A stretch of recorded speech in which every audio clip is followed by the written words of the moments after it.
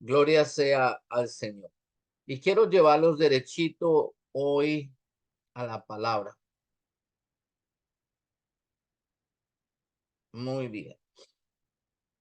Vamos a la escritura. Voy a llevarlos al libro de Números, capítulo 23, versículo 19. Un versículo muy importante para todos nosotros. Debe serlo. Toda la Biblia, pero este debe ser bastante importante para cada uno de nosotros. Porque dice algo acerca de Dios. Dice la escritura, Dios no es hombre para que mienta, ni hijo de hombre para que se arrepienta. Él dijo, y no hará, habló, y no lo ejecutará. Mis amados hermanos, tengo una pregunta. ¿Cuán ciertas son estas palabras para nuestra vida? ¿Cuántos de nosotros podemos dar crédito delante de los hombres y delante de Dios que esto que dice la escritura nosotros lo creemos? Que creemos a la palabra de Dios, que creemos que Él tiene poder de hacer y de ejecutar todo lo que Él ha dicho en su santa palabra. No piense que todo el mundo, porque la verdad no es así. No piense que todos los cristianos lo creen, porque la verdad no es así. No se confunda. No todo el que piensa, piensa como tú. Cada uno piensa a su propia manera. La pregunta es para cada uno de nosotros, si esto que está delante de nuestros ojos es una realidad para nuestra vida o no lo es. No mire afuera, no mire a los demás. Es una pregunta para ti. Hasta el día de hoy, todo lo que Dios ha dicho en su palabra lo ha ejecutado en su tiempo, en el tiempo de Dios. Óigame esto, en el tiempo de Dios. Muchas personas se apresuran a dictarle los tiempos a Dios. Oh Señor, ¿por qué tú no haces esto? ¿Por qué tú no haces lo otro? ¿Será que no lo vas a hacer? Yo creo que ya no lo vas a hacer. ¿Quién es el hombre para dictarle a Dios cuándo Él tiene que realizar su programa, su plan, su propósito? Por el contrario, tiene que ser cierto para cada uno de nosotros que conforme al plan de Dios, todas las cosas se están ejecutando. Y es por eso que también en los últimos días, en las últimas predicaciones, hemos estado hablando acerca de los tiempos finales, de los tiempos de Dios, de qué programó Dios en su plan para que se viviera en los últimos tiempos, qué acontecería.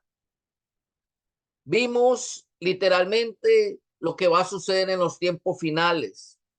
Hemos hablado acerca de las 70 semanas de Daniel. Hablando de las 70 semanas de Daniel, aprendimos lo que eran los tiempos de los gentiles y la plenitud de los gentiles. También hablamos la semana anterior acerca del Salmo 83 y las implicaciones de lo que está aconteciendo actualmente en el mundo y qué relación tenía eso con lo que Dios ha dicho en su palabra. Y aprendimos entonces que no es nada más ni nada menos que la materialización de todo lo que Dios dijo en su palabra. Lo que Dios habló, lo está dando en cumplimiento. Todo lo que él ha dicho, como dice la escritura, lo está ejecutando.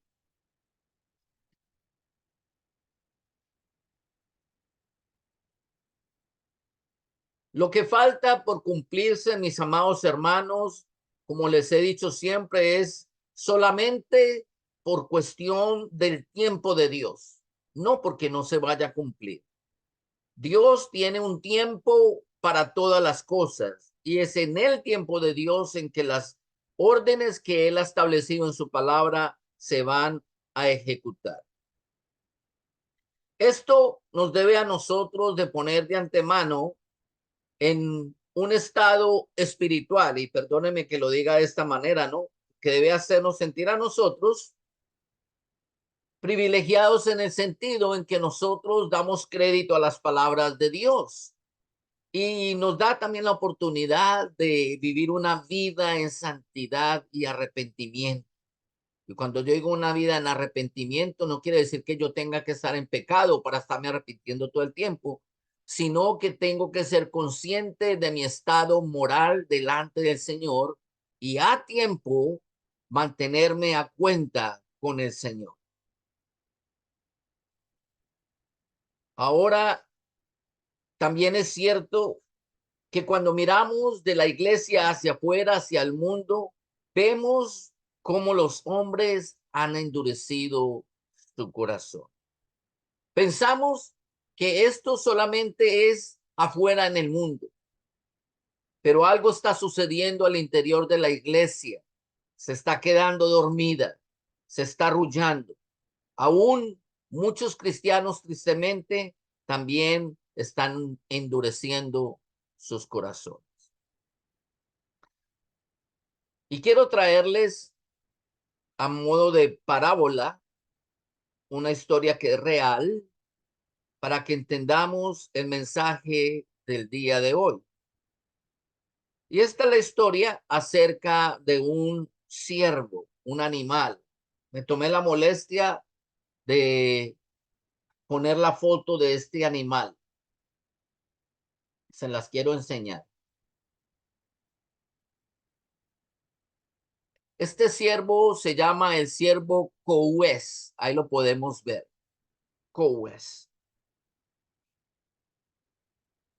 Es todo un desafío ver o cazar uno de estos ciervos. Esta fotografía, mis amados hermanos, no fue fácil de obtener. Es muy difícil. Estos animales son supremamente esquivos, muy reservados. Son tan escasos que muchísimas personas piensan que no existen, que es un montaje o que es un mito de los cazadores.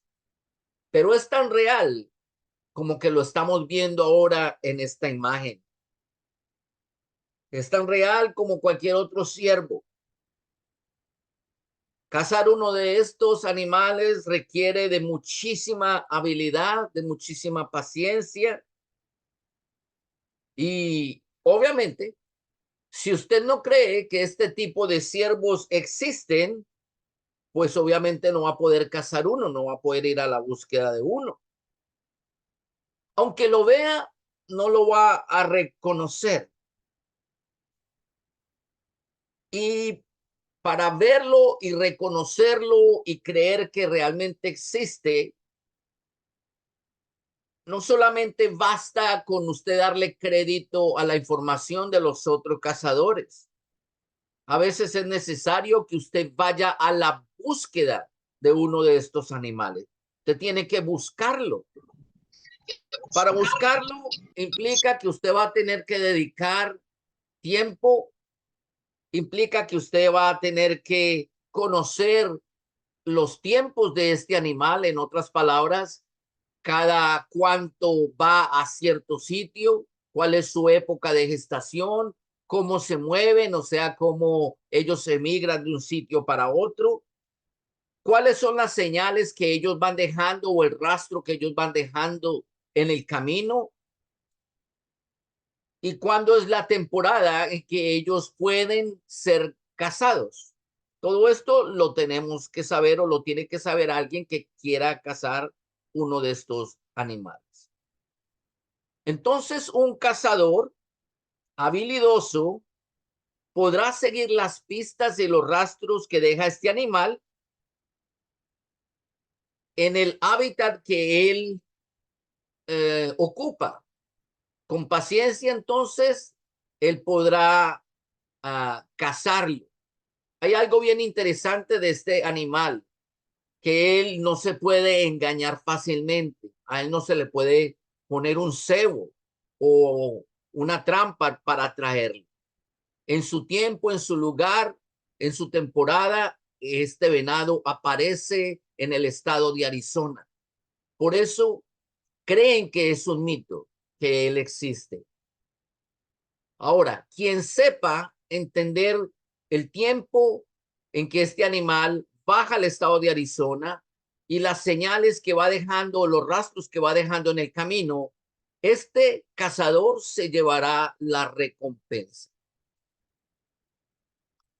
Y les decía que esto es una especie de parábola, una comparación, porque todo lo que Dios ha dicho en su palabra es cierto, es real, es verdadero. Todo lo que está escrito de él se va a cumplir, aunque para muchos no sea una realidad. Aunque para muchos Dios no sea real. El hecho de que muchas personas ignoren lo que Dios ha dicho y todas sus señales no quiere decir que él no sea real. El hecho de que muchas personas no hayan visto un siervo de estos o no conozcan las señales que deja en el camino o la temporada en la cual él emigra al estado de Arizona, no quiere decir que no sea real. En la palabra, Dios ha determinado dos requisitos. Óigame lo que le voy a decir. Dos requisitos para recompensar al hombre que cree en él. Vamos a la escritura. Quiero llevarlos entonces al libro de los Hebreos, el capítulo 11, el verso 6. Hay dos requisitos de parte de Dios para que nosotros podamos recibir la recompensa. Mira lo que dice la escritura. Pero sin fe es imposible agradar a Dios, porque es necesario que el que se acerca a Dios crea que le hay y que es galardonador de los que le buscan. Para yo recibir el galardón de la vida eterna, porque es el galardón que Dios da, hay dos requisitos que yo debo cumplir. El primero es que yo tengo que creer en él. Yo tengo que tener fe. Es la única manera de que yo pueda agradarlo a él como Dios. Lo segundo es buscarlo. Él va a dar el galardón a los que le buscan. O sea que hay que tener fe, pero también hay que buscarlo. Y la historia del siervo, mi amado hermano, es semejante. Para que estos cazadores puedan llevar su preciado trofeo a su casa y mostrarlo a todo el mundo, ellos tienen que creer que el siervo existe y luego irse a buscarlo. Si no creen en eso, como el resto del mundo creerán que es una fábula, que es una historia. Así es en el mundo espiritual. Dios espera que nosotros creamos en él, que apliquemos esa fe, pero que también vayamos a buscarlo. Así como el cazador sale al monte, busca las evidencias, a ver si es el tiempo o la temporada en que este venado aparece, y hallando las evidencias y buscándolo, encuentra un ciervo y lo caza y se lleva su trofeo a su casa. Así también nosotros los cristianos tenemos que creer a todo lo que está escrito en su palabra y buscar a Dios para obtener el preciado galardón, la recompensa. Lo irónico de esta historia, mis amados hermanos, es que tanto la historia del siervo, y voy a parar ya con esta historia y hablar ya del mundo espiritual para que me entienda mejor, mucha gente deja de llevarse la recompensa porque no activan su fe, ni siquiera dándole las evidencias. Usted le puede llevar las evidencias de que la palabra de Dios es real y se cumple, y con todo y eso no te van a creer. Usted podrá mostrarle la foto del siervo a los demás cazadores y no te van a creer, pensarán que es un montaje. Hemos visto por medio de la palabra cómo los tiempos del fin se están acercando y vimos todas las evidencias que así lo indican. Y hoy quiero tocar un tema en el libro de Daniel, porque Daniel también habla de ese tiempo del fin. Vamos al libro de Daniel, capítulo 12, versos 8 al 10. Ahora tenemos entonces a nuestro hermano Daniel recibiendo un mensaje. Voy a volverme para el título, que es acerca del tiempo del fin. Muy bien. Verso 8. Preste atención. Dios entonces le da una profecía a Daniel acerca de las cosas del tiempo del fin. Y Daniel dice, y yo oí todo el mensaje, la profecía, mas no entendí. Y dije, Señor mío, ¿cuál será el fin de estas cosas o de esta profecía que tú me has acabado de dar? Y él le respondió y le dijo, anda, Daniel, pues estas palabras están cerradas y selladas hasta un condicionante, el tiempo del fin. Muchos serán limpios y emblanquecidos y purificados. Los impíos procederán impíamente y ninguno de los impíos entenderá, pero los entendidos comprenderán.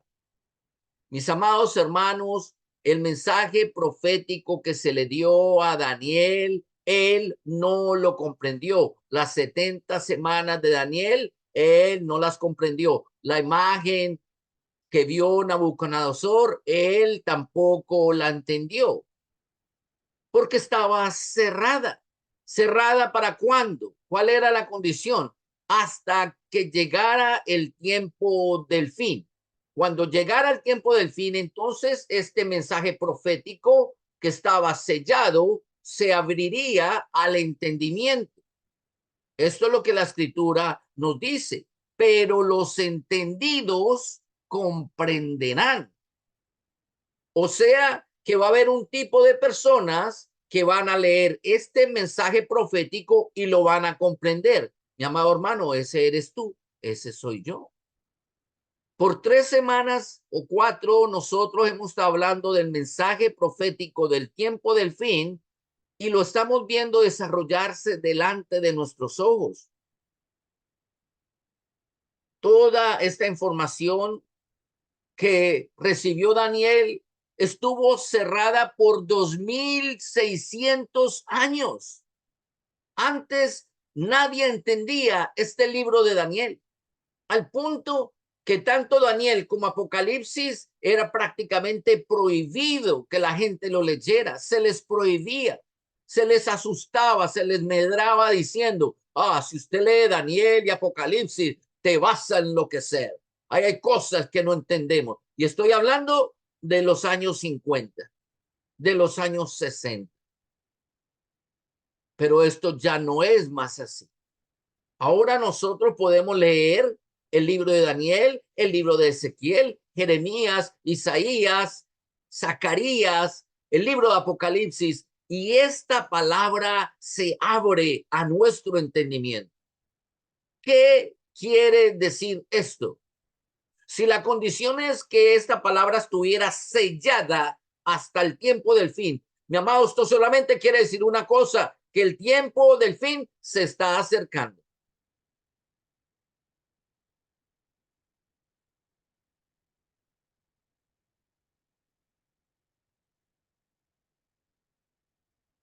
Hay un requisito para entender lo que está pasando. Muchos serán limpios y emblanquecidos, verso 10, y purificados. Los impíos procederán impíamente y ninguno de los impíos se entenderá. ¿Cuál es el requisito entonces para poder entender que estamos en el tiempo del fin y poder entender estas profecías que se están abriendo delante de nuestros ojos? El requisito es no ser un impío. Si yo no creo que Dios existe, si yo no tengo fe en Él, entonces todo el acontecer mundial será algo normal para mí. ¿Saben por qué? Porque yo no lo voy a entender, yo no lo voy a saber a leer, yo no voy a comprender que lo que está pasando es algo que ya está escrito y qué injerencia o influencia esto tiene en mi vida como ser humano, como alma, como persona.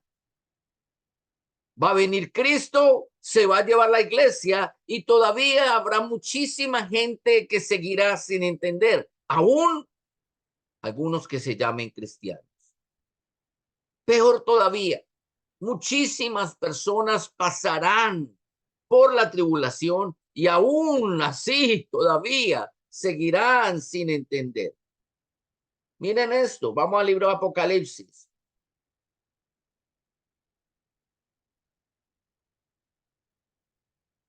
Entonces, todos nosotros las semanas anteriores hemos escuchado hablar acerca del libro de los Apocalipsis brevemente. Aprendimos que el libro de Apocalipsis es un mensaje tribulacionista. Es donde se menciona un periodo de tribulación, de sufrimiento para las almas, para el ser humano, dividido en dos partes. El periodo es un periodo de 7 años que comprende la semana 70 de Daniel, la última semana, equivalente a 7 años divididos en dos partes, que es la ira de Satanás, 3 años y medio, los primeros 3 años y medio, en donde se van a abrir los sellos y se van a tocar las trompetas, y los segundos 3 años y medio, donde Dios va a derramar la copa de la ira, que son las copas, y son un total entonces de 7 años, un total de 7 años, toda la tribulación. Mucha gente va a pasar toda la tribulación y todavía no se va a dar cuenta que la están pasando, no la van a entender. Entonces, del capítulo 6 al capítulo 15, nosotros tenemos la ira de Satanás, que son 3 años y medio. En el capítulo 16 empiezan las copas de la ira del Señor. O sea, es la segunda parte de la tribulación. Y como les digo, mucha gente no se va a percibir. Son duros de corazón, son impíos. Toda esta profecía para ellos está sellada, no la entienden. Se fueron los cristianos y la disculpa que dieron se los llevaron los extraterrestres, se desaparecieron, pero ellos no van a entender. ¿Cómo yo sé que no van a entender? Fácil. Vamos a mirarlo. Verso 8 y 9, capítulo 16 de Apocalipsis. Verso 8 y 9. El cuarto ángel derramó su copa sobre el sol, el cual fue dado a quemar a los hombres con fuego, y los hombres se quemaron con el gran calor y blasfemaron el nombre de Dios, que tiene poder sobre estas plagas, y no se arrepintieron para darle gloria. Siguen siendo impíos. No se arrepintieron. No saben que es Dios el que está haciendo esto. No le quieren dar la gloria a Dios. No, Dios no existe. Yo cómo le voy a dar la gloria a algo que no existe.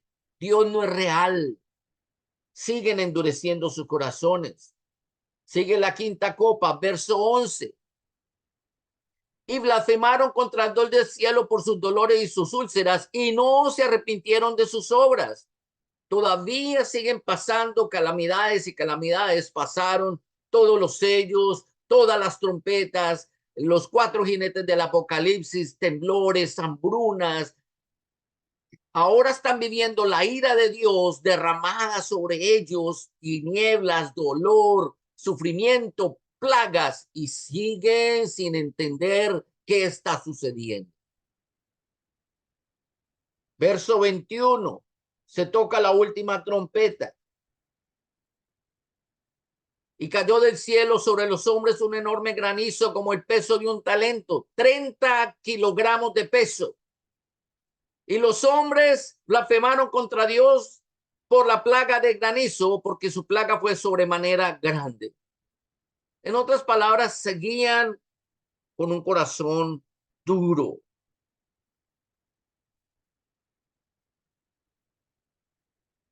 Esto no termina aquí todavía.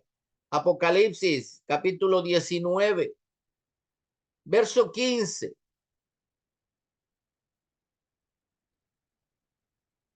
Entonces pasan por toda la tribulación, van hasta el final de la tribulación a una guerra que se llama la batalla de Armagedón, donde el mundo entero que no cree en Dios, que se han rebelado en contra de su palabra, que siguen siendo incrédulos, impíos, van a esa batalla.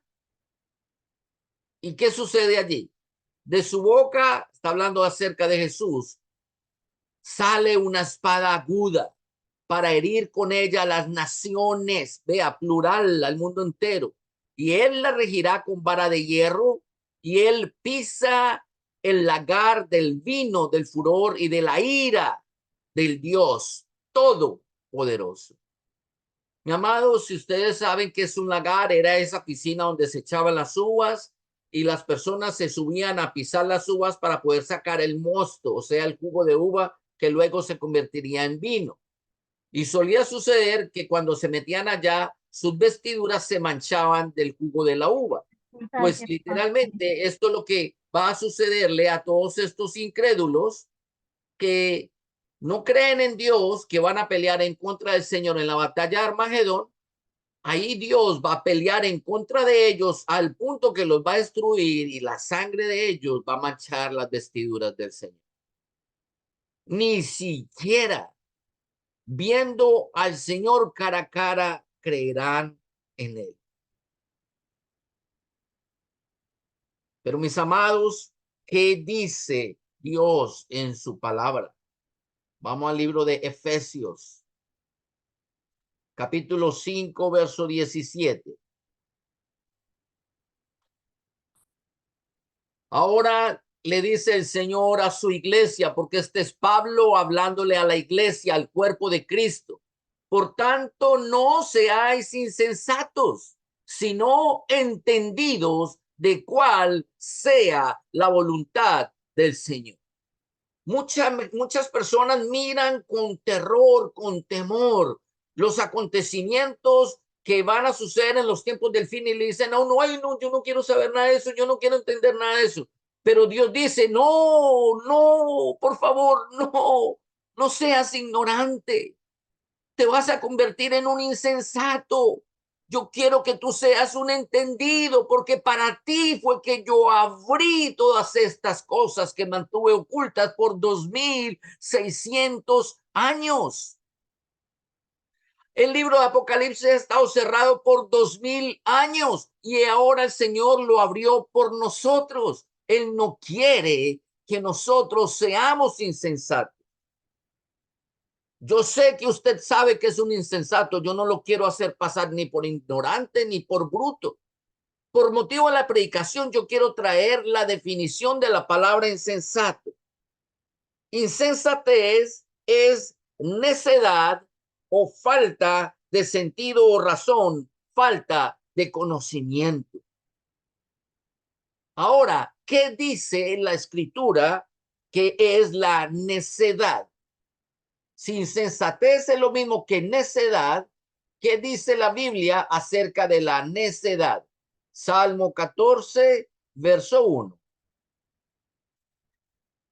¿Qué es necedad? Muy fácil. Dice el necio en su corazón, no hay Dios. Se han corrompido, hacen obras abominables, no hay quien haga el bien.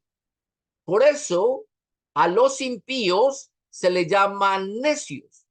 Por esa misma razón, jamás nunca, mi amado hermano, llame a un cristiano necio, porque decirle necio es decirle usted no tiene a Cristo.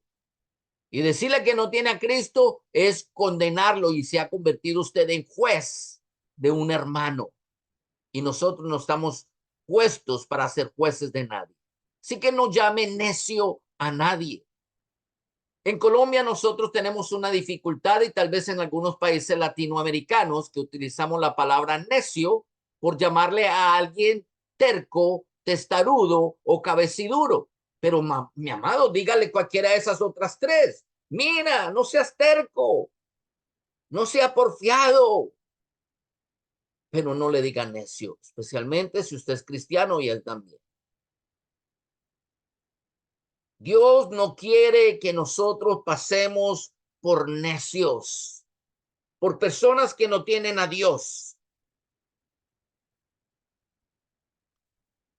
Al contrario, Dios es el que le da el conocimiento a los entendidos. Vamos al libro de Daniel, capítulo 2, verso 21. Dice la escritura, hablando de Dios, Dios, muda los tiempos y las edades, quita reyes y pone reyes, da la sabiduría a los sabios y la ciencia a los entendidos. Para que usted tenga una idea, mi amado, cuando la Biblia habla de ciencia, no está hablando de tecnología, porque Daniel capítulo 12 también dice la ciencia aumentará y la gente piensa que es tecnología. No, no. Bíblicamente hablando, ciencia se refiere al conocimiento de la palabra. Entonces hace perfecto sentido de que Dios a sus entendidos les dará el conocimiento de su palabra. Acá la redundancia, en otras palabras, todo lo que estaba oculto ahora se abre para nosotros porque nosotros hemos recibido de Dios el entendimiento y la ciencia para comprender los tiempos finales, para comprender lo que está por suceder, para que no nos coja a nosotros fuera de lugar y nos acontezca lo que nosotros no deseamos. Pero recuerde, mi amado hermano, que la escritura dice que sin fe es imposible agradar a Dios. Así que no se equivoque, porque a Dios no se le agrada con la religión. A Dios no se le agrada con el razonamiento. A Dios no se le agrada con el dinero, ni mucho menos con el vestir, con tu vestimenta. No, a Dios se le agrada con la fe, creyendo que Él es real, creyéndole a Él y buscándole. Tenemos que creer que lo que Él dijo, Él lo hará. Miremos esta escritura en el libro de Isaías, capítulo 55, verso 11.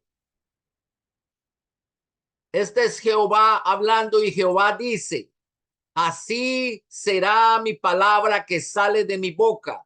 No volverá a mí vacía, sino que hará lo que yo quiero.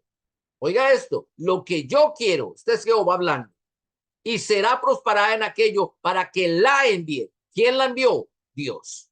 O sea que lo que Dios habló, esa palabra se cumplirá al pie de la letra en el tiempo de Dios cada cosa que Él dijo. Pero mi amado hermano, por 4 o 3 predicaciones hemos estado hablando de los acontecimientos del último tiempo.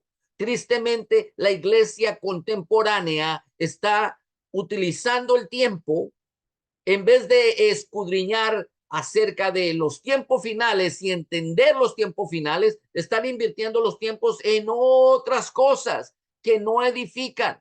Esos son los que no son entendidos. Usted va a otro cristiano donde no se le enseña esto y no se les predica esto y les habla de los tiempos del fin, ellos no entienden. Les habla de la plenitud de los gentiles y no sabe qué es eso. El tiempo de los gentiles nunca lo han escuchado. Háblele en las 70 semanas de Daniel. Ellos dicen, entonces, ¿qué es eso? Pero Dios guardó eso para los tiempos del fin. Y los entendidos, dice la escritura, resplandecerán. Tú y yo, mis amados hermanos, tenemos que tener el entendimiento, la iluminación del Espíritu Santo. No podemos quedarnos como los necios, ignorantes. Miren esto. ¿Qué dijo Jesús? Juan 10:35.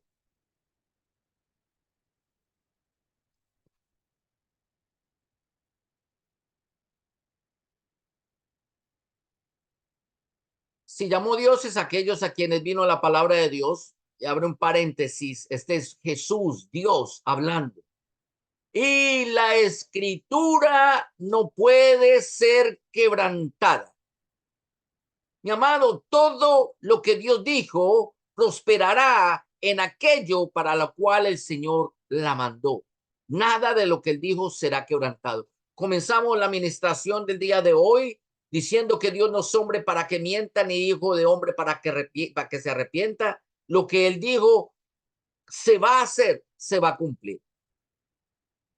Todo lo que él declaró se cumplirá. Dice la escritura, lo ejecutará. Hasta el día de hoy, mi amado, casi todo lo que está escrito se ha cumplido.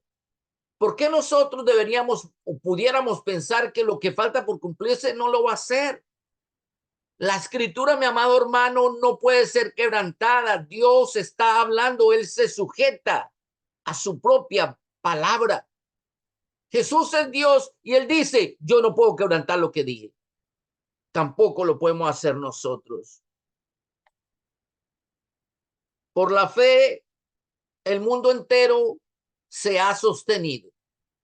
Muchos hombres y mujeres dieron sus vidas porque ellos creyeron a la palabra de Dios. Y quiero llevarlos a un libro muy bonito, que es el libro de los Hebreos, al capítulo 11. Este capítulo 11 del libro de los Hebreos es conocido como el Salón de la Fama de los Héroes de la Fe.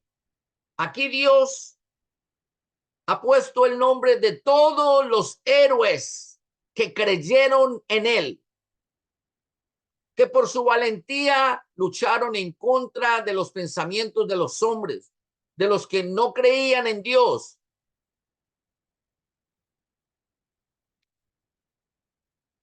Y recuerde esto, Dios editó su propia palabra. La Biblia es obra de Dios, dice la escritura. Segunda Timoteo 3:16, toda la escritura es inspirada por Dios, toda la escritura. O sea que Dios es quien editó su propia palabra.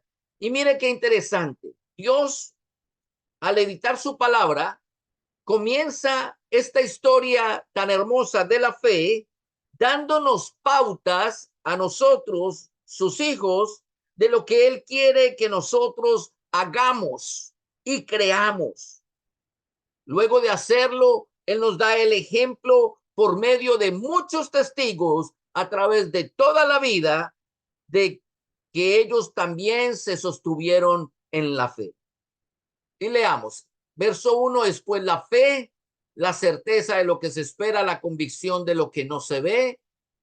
Verso 2, porque por ella, por la fe, alcanzaron buen testimonio los antiguos.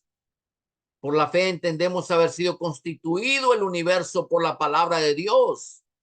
De modo que lo que se ve fue hecho de lo que no se veía.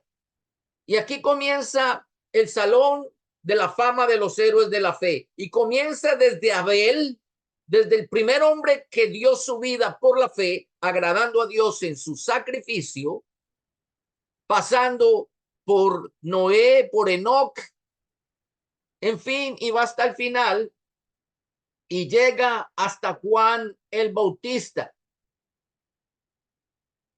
Verso 37, fueron apedreados, aserrados. Esto fue el profeta Isaías, fue metido en un tronco de árbol y aserrado, y lo hizo todo por la fe, por creer en Dios. Fueron puestos a prueba, muertos a filo de espada, como el profeta Zacarías. Anduvieron de aquí para allá, cubiertos de pieles de ovejas y de cabras. ¿Quién fue ese? Juan el Bautista. Y pobres, y angustiados y maltratados. de los cuales el mundo, de toda esta lista, por favor, léase el capítulo 11 completo, el mundo no era digno, errando por los desiertos, por los montes, por las cuevas, por las cavernas de la tierra. Es impresionante que todos ellos se sostuvieron por la fe. Lo más impresionante, más todavía que esto, es que ellos no recibieron lo que esperaban. Verso 39, ya se los voy a explicar. Y todos estos, aunque alcanzaron buen testimonio, óigame esto, no solamente de los hombres, pero también de Dios, principalmente de Dios, alcanzaron buen testimonio mediante la fe, dice, no recibieron lo prometido. Para ellos, Dios lo reservó, lo guardó. Y no es que Dios hubiera hecho acepción de personas y que ahora nosotros por la fe recibamos el galardón de la vida eterna. No. La verdad es que Dios tenía un plan en su cabeza y ese plan todavía no se iba a cumplir, aunque ellos dieran su vida por la fe. Verso 40, preste atención. Proveyendo Dios alguna cosa mejor para nosotros, para que ellos no fuesen, para que no fuesen ellos, lo estoy poniendo invertido, perfeccionados aparte de nosotros. En otras palabras, la fe de ellos y la fe de nosotros tendrá que ser perfeccionada simultáneamente. Por eso ellos todavía no han recibido el galardón, pero lo van a recibir simultáneamente con nosotros si nos guardamos también como héroes de la fe. ¿Cuándo será ese momento? ¿Cuándo será ese momento de perfección de ellos y de nosotros? Vamos a la primera carta de Tesalonicenses, capítulo 4, versos 16 y 17. Y nosotros sabemos entonces que este es la venida del Señor, el rapto, lo que estamos hablando, lo que estamos esperando. Ahí viene el perfeccionamiento. Verso 16. Porque el Señor mismo, con voz de mando, con voz de arcángel, con trompeta de Dios, descenderá del cielo y los muertos en Cristo, todos, desde Abel, desde Adán, hasta el ultimito que se haya muerto antes de que el Señor haga el rapto, resucitarán.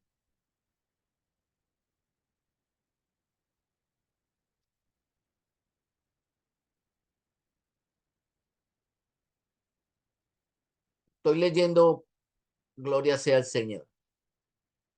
Verso 16, porque el Señor mismo con voz de mando, con voz de arcángel, con trompeta de Dios, descenderá del cielo. Y los muertos en Cristo resucitarán primero. Ahí es donde quería llegar. Todos ellos van a resucitar. Recuerde que el perfeccionamiento no fue anticipado para ellos, va a ser simultáneo con nosotros. Entonces va a resucitarlos a ellos.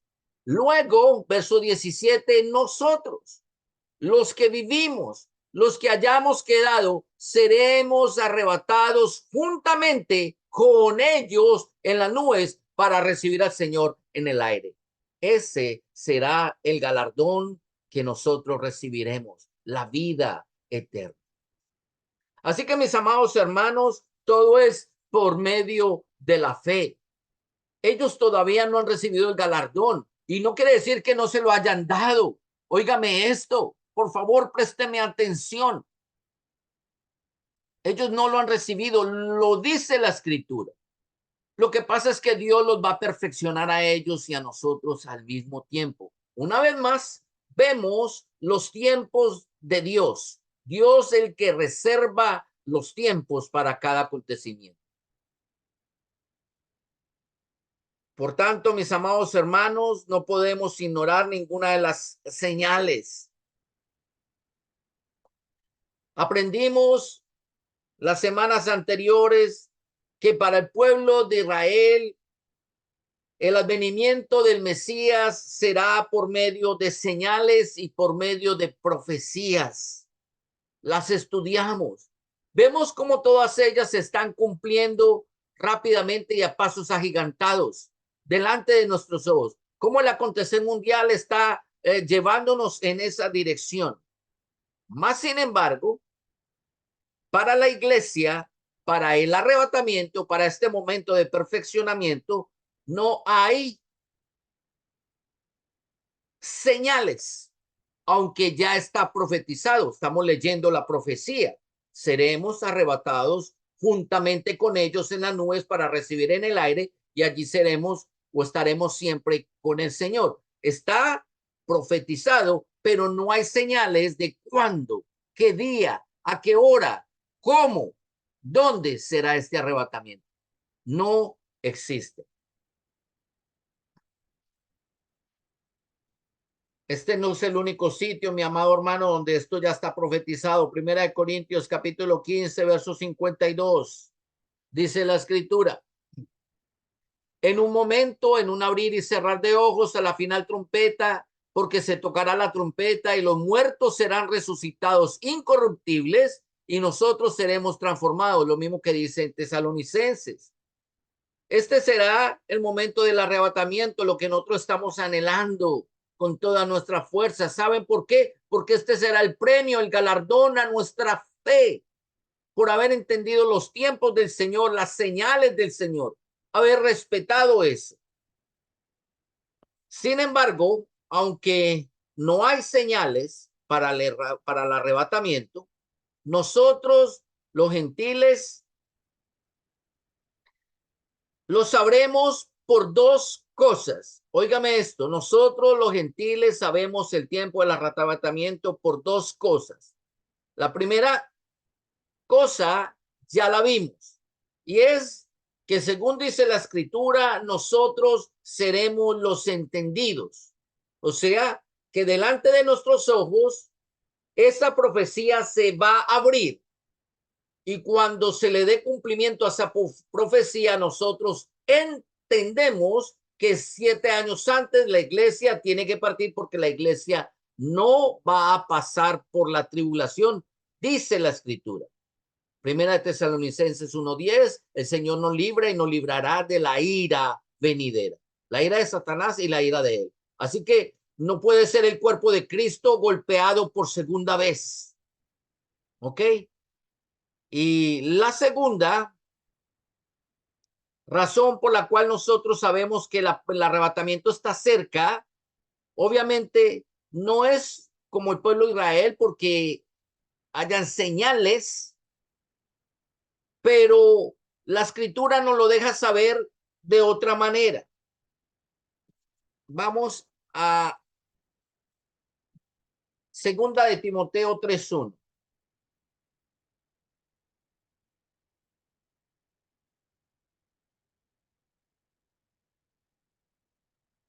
Miren esto, miren el título: carácter de los hombres en los postreros días. Mi amado, no hay señal para el arrebatamiento, pero nosotros, los cristianos, nos daremos cuenta por medio del carácter de los impíos, del carácter de las personas que no tienen fe, que no creen en Dios. Y mira cómo Dios nos prepara a nosotros para este acontecer mundial. Verso 1, también debes saber esto, debes saberlo. Dios quiere que nosotros lo sepamos, todo el tiempo lo ha querido. Él nos dará el conocimiento, Él nos dará el entendimiento. Dice, en los postreros días vendrán tiempos peligrosos. Claro, son peligrosos, no, peligrosísimos, porque el carácter de las personas va a atentar contra todo lo que se diga Dios. Moralmente, éticamente, van a atentar con todo lo que Dios ha dicho, en contra de Dios. Y tiene una lista: hombres amadores de sí mismos, vanos, avaros, vanagloriosos, soberbios, blasfemos, desobedientes a los padres, ingratos, impíos, sin afecto natural, implacables, calumniadores, intemperantes, crueles, aborrecedores de lo bueno, traidores, impetuosos, infatuados, amadores de los deleites más que de Dios. Tendrán apariencia de ser cristianos, de piedosos, pero negarán la eficacia de ella. A ellos se evita. La advertencia para nosotros, la iglesia, es no caminar con ellos, porque la inmoralidad será el sello que los va a distinguir de los cristianos. Nosotros los cristianos guardamos la moralidad porque esa es la instrucción divina. Ellos se mantienen en la inmoralidad porque ellos ignoran voluntariamente la instrucción divina. Eso no será lo único que acontecerá en los últimos tiempos. Primera de Timoteo, capítulo 4, verso 1.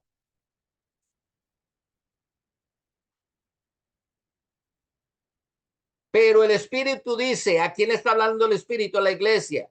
Claramente que en los postreros tiempos, o sea que Dios quiere que nosotros seamos entendidos, que estamos en los postreros tiempos, dice, algunos van a rechazar públicamente a Dios. Eso es lo que es apostasía. Apostatarán de la fe, escuchando espíritus engañadores y doctrinas de demonios. Y por la hipocresía de mentirosos que teniendo cauterizada la conciencia, van a prohibir un poco de cosas. Voy a pararlo aquí. Porque esto es otra señal del carácter de las personas. Son apóstatas e hipócritas. Tan hipócritas son que mira como lo pone Tito. Tito capítulo 1, versos 15 y 16. Dice la escritura, todas las cosas son puras para los puros, mas para los corrompidos e incrédulos, nada les es puro porque hasta su mente y su conciencia están corrompidas. Profesan conocer a Dios, o sea, una apariencia de bondad, pero con los hechos lo niegan, siendo abominables y rebeldes, reprobados en cuanto a toda buena obra. No se confundan, mis amados hermanos, porque muchos de ellos serán cristianos tratando de hacer buenas obras, diciendo que aman a Dios, pero en realidad los hechos de su corazón lo están negando todo absolutamente. Son impuros, corrompidos en su mente, en su conciencia. Está hablando del carácter de las personas. Son hipócritas. Dan una apariencia, pero están haciendo otra cosa en su corazón. Eso se llama hipocresía. No hay señales para el arrebatamiento, pero es muy claro el tiempo en que estamos viviendo. Todo esto, mi amado hermano, es lo que estamos viendo con nuestros ojos. Este es el carácter de las personas que estamos viendo hoy en día. Pablo no es el único que habla de esto. Juan, Pedro, Judas hablan de esto. Quiero llevarlos al libro de Judas, porque Judas dice algo muy importante. Judas tiene un solo capítulo. Vamos al verso 4. Dice, porque algunos hombres han entrado encubiertamente, los que desde antes habían sido destinados para esta condenación. Hombres impíos. ¿A dónde están entrando? A la iglesia. Óigame esto. Entran encubiertamente. ¿Cómo? Con la apariencia de bondad, haciendo supuestamente buenas obras, aparentemente. Pero en realidad, dice la escritura, convierten en libertinaje la gracia de nuestro Dios y niegan a Dios, el único soberano, y a nuestro Señor Jesucristo. Todo lo llevan al libertinaje. Pablo también habló de libertinaje. Gálatas capítulo 5, verso del 1 al 4 dice, andad pues en la libertad con que Cristo nos hizo libre, pero el verso 13 dice, pero no conviertan la libertad en libertinaje. Judas nos advierte, habrá muchos que entrarán a la iglesia y detrás de las buenas obras y de las cosas que hacen nos llevarán al libertinaje, a hacer cosas que Dios no le agrada. Ahora, si nosotros somos los entendidos, pues realmente entendámoslo. No nos hagamos los locos. Si somos los entendidos, entendámoslo. Y si lo entendemos, mis amados hermanos, tenemos algo que hacer, algo que Dios declaró en su palabra que nosotros deberíamos hacer. Apocalipsis capítulo 22, verso 11. Preste atención.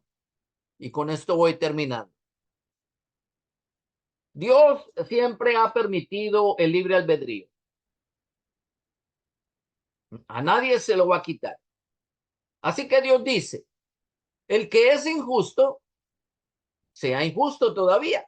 Eso es lo que tú quieres ser. Yo no lo voy a impedir. El que es inmundo, sea inmundo todavía. O sea, tienes una amistad con el mundo. Inmundo quiere decir en el mundo. Tú estás en el mundo. Eres un impío. Eres un incrédulo. ¿Quieres serlo? Séalo. Tampoco te lo voy a impedir. Pero el que es justo, practique la justicia. ¿Qué significa practicar la justicia? Que nosotros tenemos que continuamente estar haciendo la justicia. Y no hay justicia, mi amado, fuera de la palabra de Dios. Nosotros tenemos que practicar la justicia, quiere decir practicar la palabra de Dios. Si Dios es un juez justo, su palabra es la justicia. Lea el Salmo 119, léalo, por favor, léalo. Usted se va a dar cuenta que es la palabra de Dios. Pero no es lo único que dice, mira lo que termina diciendo la palabra de Dios. Y el que es santo, tú que has aceptado a tu Señor Jesucristo en tu vida, le has dado el corazón tuyo para que Él señoree en tu corazón. Dice la Escritura, santifíquese todavía. Más, digo yo, no lo dice la Biblia, cuando nosotros entendemos que estamos viviendo ya los últimos tiempos. Amado, no hay tiempo para perder, es tiempo de santificarnos, de guardarnos para el Señor, de entender todos los tiempos del Señor. Él no es hijo de hombre para que mienta. Por favor, no piense que porque no se ha cumplido, no quiere decir que no se vaya a cumplir en su tiempo. La palabra que salió de la boca de Dios se va a cumplir. Si creemos a Dios y buscamos a Dios, que es el segundo requisito, entonces, mi amado hermano, para nosotros llegará la recompensa.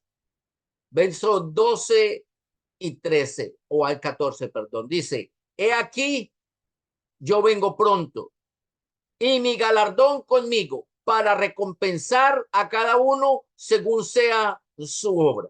En otras palabras, ¿tuviste fe? Te va a levantar en el rapto.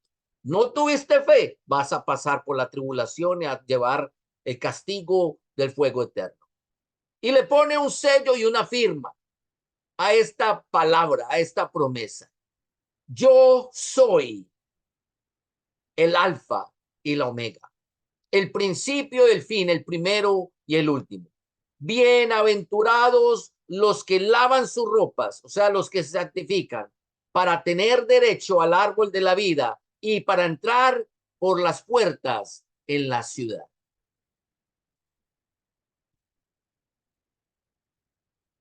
¿Qué nos resta a nosotros hacer, mis amados hermanos? ¿Para qué nosotros estamos estudiando o estudiamos los tiempos del fin? ¿Para qué? Para que lo entendamos, para que seamos entendidos, para que nos santifiquemos, para que nos guardemos, para que tengamos cuidado del carácter de los demás, pero mayormente de nuestro propio carácter, para que caminemos en justicia delante de Dios, porque la bienaventuranza no es para todo el mundo, es para los que laven sus ropas. Y usted lava la ropa suya todos los días. Usted pone una camisa, esa camisa se ensucia, usted la tiene que lavar. No la lave para que vea cómo va a heder, cómo va a apestar, qué apariencia va a dar a los demás. Pero Dios está esperando que nosotros lavemos nuestras ropas, que nosotros nos estemos santificando cada día, que estemos haciendo lo que tenemos que hacer como sus hijos, pidiendo perdón, viviendo una vida en santidad, buscando de Él cada día. No se le olvide, ese es el segundo requisito, buscar de Dios. No pienses que porque lo hallaste hace 3, 4, 10 años atrás, que ya lo encontraste y ya eso es lo único que tenías que hacer. No, mi amado hermano, no te equivoques. Para nosotros, el buscar a Dios es un presente continuo. Juan 3:16 dice, porque de tal manera amó Dios al mundo que dio a su Hijo unigénito para que todo aquel que en él cree tenga la vida eterna. Cree presente contigo. Así que mi amado hermano, yo espero de todo corazón que ahora que te has dado cuenta que eres parte de uno de los entendidos, entonces comiences a vivir una verdadera vida en santidad, lavando tu vida de toda inmundicia, de toda hipocresía, de toda conducta, de todo libertinaje, de tal manera que seamos hallados limpios y resplandecientes delante del Señor. Inclinemos nuestros rostros y oremos al Señor. Amado Padre Celestial, te damos gracias, Señor. Te adoramos, te exaltamos. Venimos delante de ti, Señor, cada uno de nosotros, tal cual como somos, Señor, con nuestras diferencias, con nuestras virtudes, con nuestros muchos defectos, Señor. Así venimos a ti, Padre, esperando ser reconciliados por tu palabra, Señor. Esperando, Señor, que tú obres en nuestras vidas de tal manera, Padre Celestial, que tú puedas transformarnos a la imagen de tu preciado y amado Hijo Jesucristo, Señor, un varón perfecto, sin mancha, sin pecado, Señor. Ayúdanos para que entendamos los tiempos en que estamos viviendo, Señor, y nos apercibamos de que no hay tiempo para perder, sino que cada día más, Señor, caminemos en justicia y en santidad delante de tu presencia. Señor, hay una tarea muy importante por hacer y es ganar las almas para el mundo, Señor.